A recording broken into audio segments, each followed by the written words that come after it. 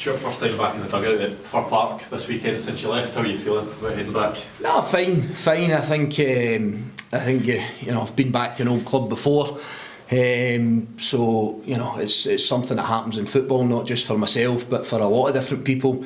A wee bit ironic in some ways. I think the last time I seen a lot of the people that will be there was at my wedding, so I think that gives you an indication of the relationship that I had with players and staff and everybody else. So from that side of it, it's always nice to see friends and people that you would speak to and socialise with. But I mean, ultimately Motherwell will be trying to win the game of football, and so we. I'm very much invested into the job that I've got here, and I think we've got a big task to go and try and win the game on Saturday.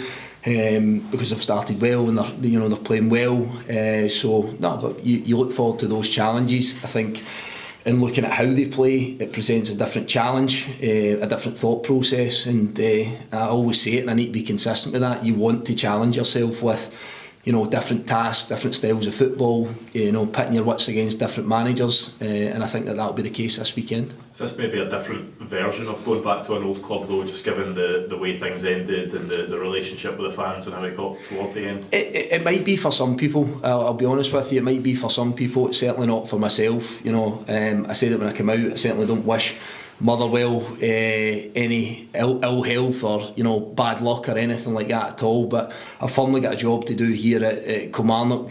I can't really control what narrative people will put on it. I can't really control the angle that will come from that. I think we could all see that there was a lot of support towards myself, and that from the fan base, from the staff, from the players.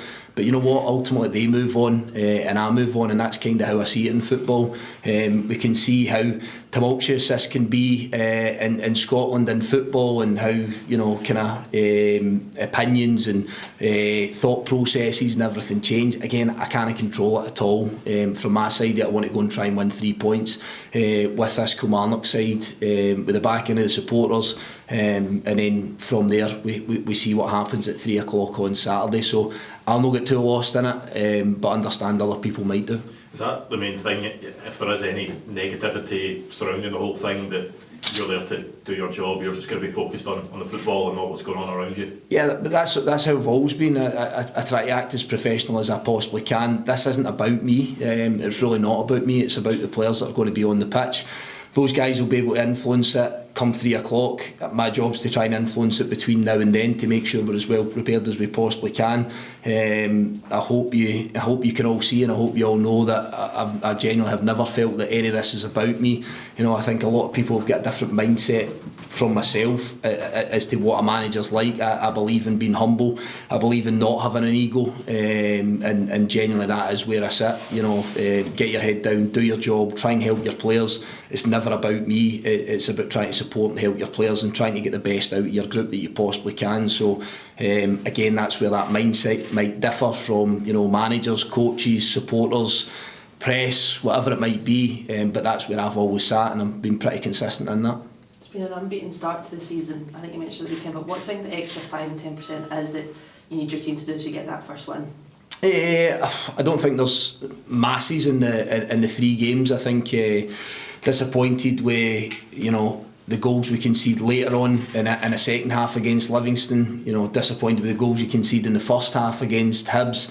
Disappointed we don't capitalise on our opportunities. So sometimes it's probably that wee bit easier if it's the one thing over that 3 games. But I'm really happy with the start that we've had here.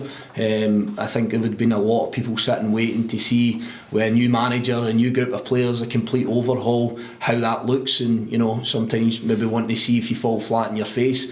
We've not done anything, we've not achieved anything at all. All we've done is we've had a pretty solid start. We find ourselves into the latter stages of a cup competition, and we find ourselves on this unbeaten run that we've mentioned a few times. But that's not just handed to us. We've had to work heck of a hard to get that, but we just feel that we possibly could add a few more points in there, and it is the marginal gains, it's the tiny little bits that would change that points tally from 3 to whatever, 6, 7, maybe potentially more. So but we're not sitting festering on that. It's about what we do this weekend and what we do moving forward that will define it.